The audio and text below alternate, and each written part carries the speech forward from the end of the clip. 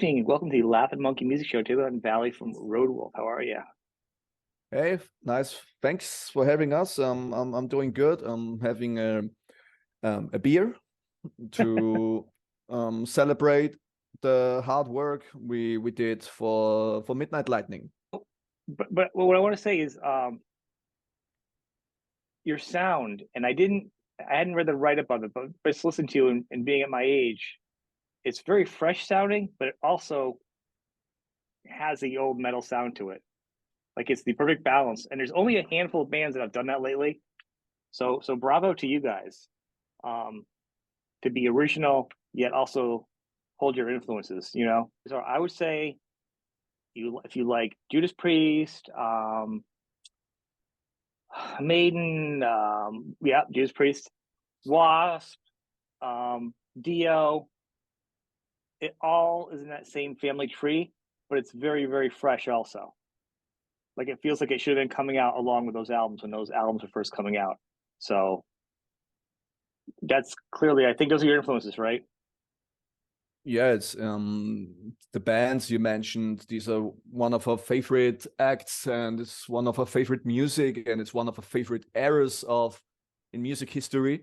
And we as a band we learned pretty fast that it's not only the songwriting and not only the Marshall amps. You also need there are so many bands out there. Okay, I try to say it that way. So many bands out there to try to be like Judas Priest, for example. Right. But they also try to make the production that crappy without solid songwriting.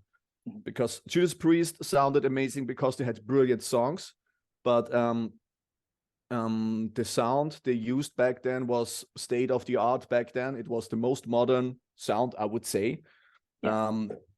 And nowadays of course we use the most modern stuff we can afford and we can handle, because it also helps us to record much faster, because honestly nobody of us in the band is such a professional like the Judas Priest guys or the Black Sabbath guys. They could record a whole record in 2 weeks or something like that, because they did nothing else except playing guitar and singing, and we are all busy with our day jobs, and therefore it's kind of helpful to have modern sound solutions to help you with producing a record. Everybody is using it as far as I know. So, and of course we use the old amps, we use the old guitars, we use the old drum sets and the old bass guitars and the old amps, because the origin signal from the amplifiers should be the best sounding stuff, and we record it, but I don't know. It's actually I'm missing my drummer because he was the producer. I'm just trying to No, that's reproduce fine. it. It's the point of this show and any show is to talk about your viewpoint of something. You know what I mean? Yeah. I think it wasn't about just the full deep technical, but I mean, what's really great with the sound is you guys have a sound where it's like your guitars you have a familiar tone, but you kind of have your own sound, which is great as a guitar player. You know, good Exactly. harmony, but you also thrash it up a little bit. I'm a sucker for good harmony and some good melody and intricate guitar playing that Yeah. also is like a second voice. That to me Mm. elevates a band to the next level of like you can be a fast guitar player and have a generic sound. Mm. It's not going to sound like you're running your chords, you're running your notes, or you can play a lot of chunky stuff. But to do a little of everything and have a melody with your guitar and go and weave in and out of the rhythm, Mm. that to me feels like a Judas Priest style. Not saying you like Judas Priest, but it's in the style of a good song where, there's a lot of I little think so. tricks there. I think so too. Actually, the music we were playing isn't that hard, I would say. My guitar solos are not the fastest. I'm not playing like Malmsteen or Randy Rhoads. It's I know 6 tricks and I use all of them on this record, but that's why it's really important to have smart arrangements. You know, what's happening in the background. Is there a stop go beat, or is it like chugging all the way, or is there a strong melody which you can support with an additional harmony, and then it sounds huge. You don't need to play lightning fast like Malmsteen. A lot of guitarists out there play this way and are really sometimes on one hand and envy them, and on the other hand sometimes I'm kind of jealous. But you don't have to be that way. I think it's let me put it this way. The melody. I think Malmsteen is let me put it this way to you. As far as like you've been jealous, I think Malmsteen is a fantastic guitar player. But I'll tell you what, I've listened to your music more this year and more than I've listened to his in the past 5 years. Glad to hear that. Thank you so much. So, is he a better guitar player? Yeah. I'm a crappy guitar player. You're a guitar player than me. But it's all about the song. You know what I'm saying? It's all about. I want to listen to a good song, and the music has to go with it. You're a good guitar player. You're a really good guitar player, and his songs are really good. You're welcome. So it's not about saying, well, you know, it's about this.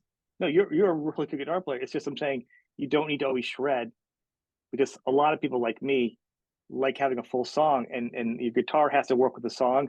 And the phrase I always use is you have to serve the song, no matter what kind of genre you're in. And if you're not serving the song, I'll listen to it once and go, wow, that's fantastic. But I'm not going to listen to it again, because I like to hear a song. I want to go on a journey. Exactly. Not the band, but the band is good, but not the band. But I do like that melody. And like in some of the songs, you get the melody, the chorus. And at the end, you have like the second chorus that goes up again. Like there's always little things in there that kind of elevate it, or little riffs and stuff that weave in and out. And that, to me, is serving the song. And you also don't overplay. You don't add stuff. Exactly. None of you guys do. Your vocals is fantastic, but he doesn't oversing it. He doesn't do like a song where they're hitting 18 extra notes. You know what I mean? And you're like, look at your watch waiting to go home. Like it fits, it's good, it's rocking, you're back on. I think so too. I think I'm really lucky with a singer like this, because I think he's one of the best singers in Austria in that kind of genre, and I only know 4 or 5 guys who sing in this kind of style, and they were all like super busy with 10 other bands, and luckily we found him, and it's awesome because I finally found a singer who can interpret what's the word who gets the message of my songs, you know. So, hey, interpret. Yeah, exactly. Yeah, I have a riff like this, and I wrote some lyrics. They go like that. And do you know this record by Omen from 1987? They say, yeah, I know exactly what you talk about, and then he starts singing, and it sounds like Omen. Great.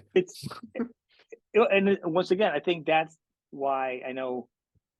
When did he come in? Like 2016, right? So your first album was like 220. So I think it was the final, like some of the final pieces of the band, because he also, like your guitar sound has a sound like he's got a good voice. I think like it's interesting because there's not a lot of singers like him where he could probably do really good Judas Priest and Dio covers with his voice, but he also has his own voice that doesn't sound like them. Because sometimes if you do those songs, that's who you sound like, sort of. But listening to this half the new album and the last album, he really can sing in a couple different voices. Like he has a couple different tones, which is nice because it goes with the songs. You know, Frankie has a voice that covers like different aspects of, you know, he knows a couple of tricks, and he also is able to get some emotion along, you know, exciting emotion or some kind of sentimental emotion or an evil kind of emotion, which is awesome because this is storytelling, you know. It's like the same shit you can do when you play specific notes on the guitar that makes the melody sounds evil or melancholic, and that's good to have a singer like him. And he also has, like, in my opinion, something some kind of soul and Yeah, bluesy rock stuff in his I voice, agree with you. which is super awesome because so many singers out there, Don't they have all it. know how to do this super high pitched vocal screaming, which is also impressive, but it's not unique. And our singer, I think he is unique because he really sings. It's my humble opinion. Yeah, it's no, I agree with you. I mean, there's a lot of technical singers that are fantastic, and you're like, wow. Once again, I'll hear an album, and I believe I hear a lot of albums sent to me, and it's like that's fantastic, but I won't. And the fact if I've reached out to talk to you guys is because there's something about in the voice where it's like it's technically good, but it's also very real. Like everything feels very real to the band. Like it's good technically, but it doesn't feel like it's so polished. It feels like it's alive and it's breathing. You know what I mean? It doesn't feel like it's just too like a robot. It just feels real. And in this world Yeah. of computers and AI, it feels great. You know, and I want to take a minute. I want to talk about the rhythm section real quickly. Also, how great they are. Yes. Drummer is fantastic, and also you see some production. So double kudos to him on that. Drums are fantastic. A great live drum sound. Drums, you know, obviously they sound great in the music, of course. And I do want to add an extra kudos to the bass player. I love the bass sound, and this is something you don't usually hear in a lot of bands. This much bass up front Mm, in some of the songs, and you put it in the right places where sometimes it's comes out and it's dominating and part of it. You'll mm. hear it as much as everything else. You don't always hear that, and to me, that's fantastic. It's not like um, with some of those bass players where it's like it's dominating the song. It just feels so good. It's very it's kind of like galloping in. It's very leading, which is another special thing of your band.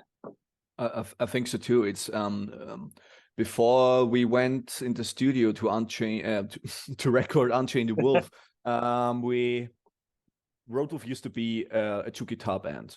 Since 2016, since the time Frankie joined, shortly after that, we decided to continue with only myself on guitar because we couldn't find a reliable second guitarist who is not screwing your girlfriend or is not in a midlife crisis or whatever. And there's so many reasons. Okay, it only works with one guitar, and therefore, Unchained the Wolf was recorded in this twin lead guitar style. But for Midnight Lightning, we really wanted an approach like I would say like Gary Moore or like Michael Schenker, like these bands with Right. only one guitar, like Ozzy Osbourne band, like the Dio band, of course Van Halen. Like okay, these guitarists are like super maniacs and gods in my eyes, and I wouldn't compare myself with these dudes. No, no, But but there's a style of music you're writing in. I get it. yeah, it's about the songwriting, and therefore it's also important what the bass player is doing. And there's also a huge chance for the bass player to um to play something which draws attention to him also, because he's an especially when you play live and the rhythm guitar is not available because I have to play a solo. All of a Mhm. sudden the bass player has to fill in that role with playing bass Yep. along with the drummer, but also with a sound that's strong enough and to carry the band and the whole rhythm section. And I think he's doing a great job, and I think you can hear it on Midnight Lightning, Yeah. even though that of course you have a lot of guitar tracks and you have rhythm guitars. And for example, I think the only song Don't Deliver Us from Evil, the people can listen to the song tomorrow when the record is finally published. There is a song and the solo section is without rhythm guitar. It's only bass and it's some kind of Ozzy Osbourne vibe. um I hope the people will like it. But yeah, this is a hint. This is how it will sound Yeah. live, because there's no rhythm I like guitar that. in there. I do like that. I actually want to say I said the same thing earlier too when I say tomorrow. So we're recording this on Thursday. Friday is the date. The day this will be up. Also, it's up. So when you guys are watching this, when you're done watching this interview, the links will be Mhm. below the show, or if you're listening to it or watching it, however you're viewing this on whatever platform, then go check out the album. Download the album, buy the album, iTunes, Spotify, wherever you go. Don't just stop with this one. Get the first one too if you're not aware of them. Now I'm gonna say two things that with this listen to knowing the first album and listen to this one, it doesn't feel like it's a one guitar band. That's the first thing because the way you play it. Because I think you think like two guitar players now after you know what I mean the way you write, Yeah. which is good because you're playing it. I think you're writing it almost like in two different guitar voicings, I mean, at least two. So it has such a great flavor to it. Now, as far as the bass player, I get that, and I think what it makes me think about is this dates myself back now. When Pantera came out with Cowboys from Hell, I saw them. Oh, I don't know, 89, 90, I don't know. They were opening for Prong, Mhm. and no one knew who they were at the time when they were touring. And but because you heard all the guitar gymnastics on the album, but live they're not going to do that. So Rex was playing the bass, and it was just a solid bass to just his guitar playing, which is kind of way different. And he was balancing, he was kind of dancing between the two, and then on a solo it was just pure bass holding up the back end with Vinny on drums. Mhm. So it's important to be thinking about that live, otherwise you're going to have a weird hole in your music when you play out. Exactly. And you don't want to be Yeah. doing backing tracks. We're not doing that. People are freaking out. We want to be live. Yeah, it's also the same ambition we have. We don't want to use that much of technical extra bullshit and extra stuff. Me personally, sometimes I'm thinking about using a harmonizer to get some of these double lead melodies, but I try to write the guitar melodies in the first place. I try to write them that catchy, so the melody must be strong enough so you don't need an extra layer, or Right. you can switch to the next harmony step, but you don't need two all the time. So I think it kind of worked out well. Yeah, we will see what I, the feedback is from the I people. don't think that counts as backing tracks. Harmonizers and little effects to the equipment is one thing. I'm talking about we're seeing bands that are not going to mention names that are doing stadium tours that are having backing vocals or like full instrument like. And I'm not just talking about the main band we're thinking about, but there are bands that have been doing this and they're replacing entire instruments as part of their Yeah. performance. If you can do a second thing, maybe just get a touring guitarist then. That's fine. You know what I Mm. mean? But I think if everyone's there live to see a band live, they want to see you live. Obviously, some background sounds and maybe some extra vocals or something that's different. Like besides the band, if you have a choir on the album, you're not Mm. going to make a choir and tour with you. So I get that. You know what I'm saying? But yeah, live. I've seen clips of you guys. You guys sound great. I haven't seen you in person. Hopefully someday I will. But being in the U.S., hopefully at some point you'll be able to I tour. would love to. The deals, the package deals. You got to get one of the package deals when there's like 4 bands coming over here to the U.S. That's usually where the bands can get Yeah, in that and would make be some money. great. We will see. We will see what future will bring. What is the plan now with this album release? I mean, because like I said, you guys have day jobs and stuff too. It's not like it used to be where you could be just like no job, just the labels are going to support you and then sue you later on. Like literally, people are paying bills and working. How are you going to promote this? Are you going to do any touring, like at least near where you are, or festivals like flyouts and stuff? Right now, it's we have a release show planned, but it's more local. It's the release show is in Vienna. In autumn, we have a little festival show in Germany, and there are also some kind of local shows planned. But so flyouts and bigger stuff like tours, for us, it's pretty hard. I think it's still because of this COVID situation we had the Mm-hmm. last years and all these billings and all these lineups of the festival. These bands were booked since 2019, so I Yeah, guess we have to wait until next year. Maybe we're lucky and some band cancel and then we can fill in, and so we will try to take every opportunity to promote a record live, because it's also for us it's the biggest and we enjoy playing live. We're a live band. That's why it took us so long for the first record, because we were always having we were always bonding as musicians. mm-hmm. We were always playing live, and we always because that's why you have a band. You have an instrument, you practice your Yeah. songs, and then you go on stage. And this record stuff, yeah, it's great. I'm really glad, and I really appreciated that Unchained the Wolf had such an impact, and the people were so happy with our interpretation of heavy metal. Yeah. So that was leading to the Napalm Records deal, and it seems like the people are also happy with Midnight Lightning. I hope Hmm. so. And I think we managed to at least hold the same level, like Unchained the Wolf and Midnight Lightning, and I'm really proud of the songs because I would say we had like a level up in songwriting, and you can listen to on this record. I think so. I And mean, yeah, I think it's different. You know, it's good. I mean, the other one, the first one's good. And I was like, wow, I can't believe I haven't heard these guys before. And then hearing some of the new album, I was like, wow, you know, I'm excited. I think, and that's why you're here because I want people to check you out.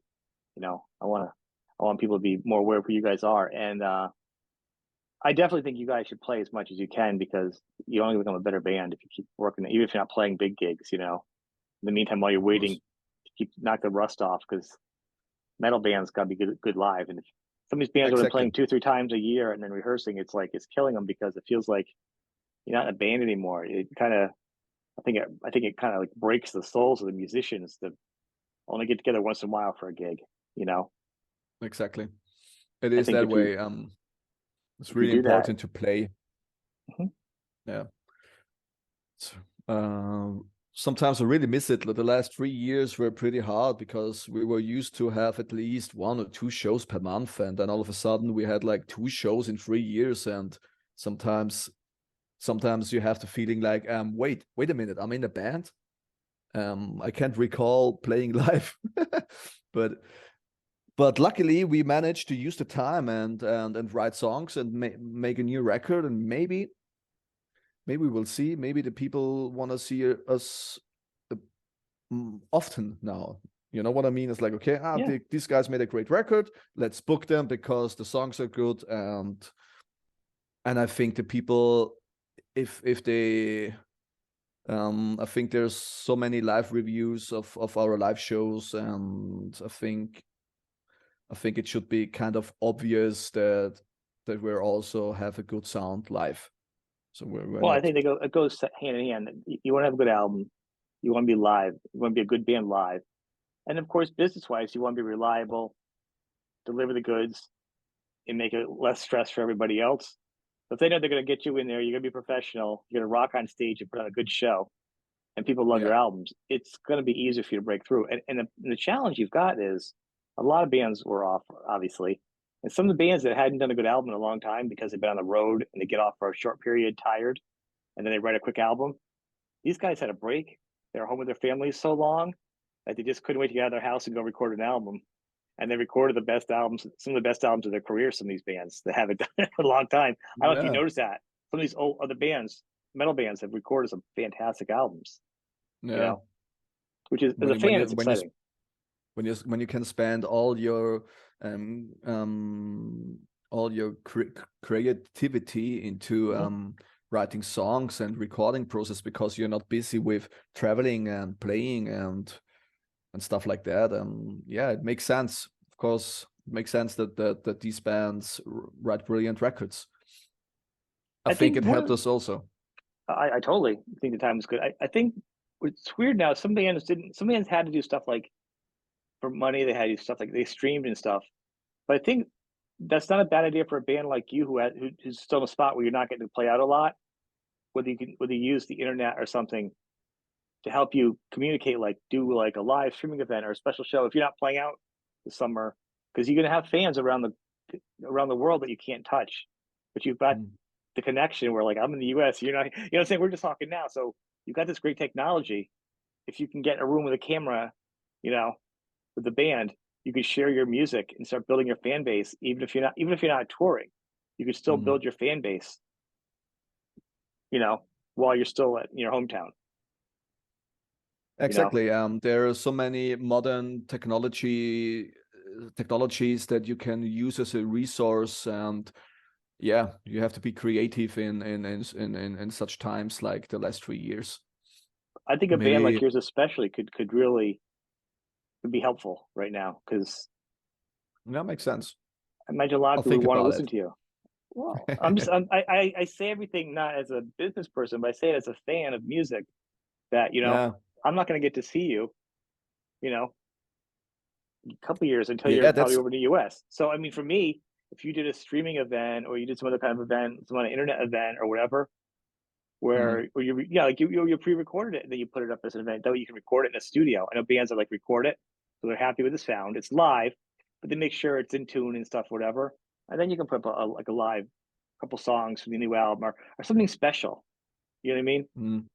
And it keeps you in touch with the bands. Otherwise, you're just a band. Oh, they have a good album, and then somebody in, yeah, I don't know, in Germany or Africa or Mexico are like, yeah, I like that album, but I haven't heard anything from them in 2 more years, like because they don't, you know what I'm saying? So Yeah. if you Yeah, kind of put it's something out hard. there to remind Now people which who you are. nowadays you have to put you have you need an outcome on a regular basis nowadays, especially in this social media algorithm stuff. You publish something like, here's a music video, 2 days later everybody forgot about it because somebody else posted something, whatever. um I think I understand what you're saying, but personally, we're trying to we wanna play live, and of course we wanna. For me personally, as the guitarist of ROADWOLF, I want to use the band as a vehicle to travel the world, to meet people, Absolutely. to get outside, to play live. Because when we played Wacken in 2014, we played in front of 4,000 people, and it felt so good, because it's like when you're playing live and in front of people. It doesn't matter how much people. When you perform in front of people, sometimes the energy is flowing and there's some kind of energy exchange, which is in my opinion one of the best feelings I ever experienced. And therefore what the idea was, like, okay, this is awesome. The more people, the bigger the stages, the experience must be more awesome. To have bigger shows on bigger stages, you need a good record, you need good songs, and you need a good label partner. And I think we found it in Napalm Records.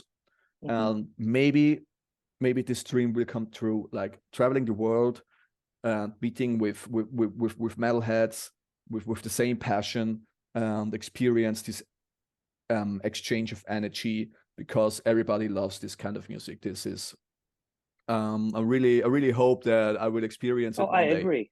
I think you should have it. And I'm not saying to take away. I'm saying some fans like the live stuff. I'm saying not to take away. Like if I see a YouTube video of something, or if you guys, that doesn't mean I saw a video of them once live on YouTube. No, that means that's cool. I saw it now, but when they come, I want to go see them. Like metal musicians and metal fans, I don't think would see a clip on YouTube or whatever, a streaming, and be like, yeah, that's it for me. No, it's supplemental. It's just one extra thing to keep them tied over for dinner, like a snack before dinner, you know? Just like a lot of artists are doing contests or writing songs and playing how to play some of your songs with your new album off an Instagram page. Like they keep the fans engaged. It's it's just things, to keep your audience with you. Otherwise, I think you're right. I just so have. I just wrap up. I want to thank you. I want to tell people to get the album today because this is the day this video is coming out. Also, check out the Mhm. album, support the band, follow them on the socials, and look for them. You know, and I want to thank you, man. It's been awesome. Thank you so much for having me, and in the name of ROADWOLF, thank you so much.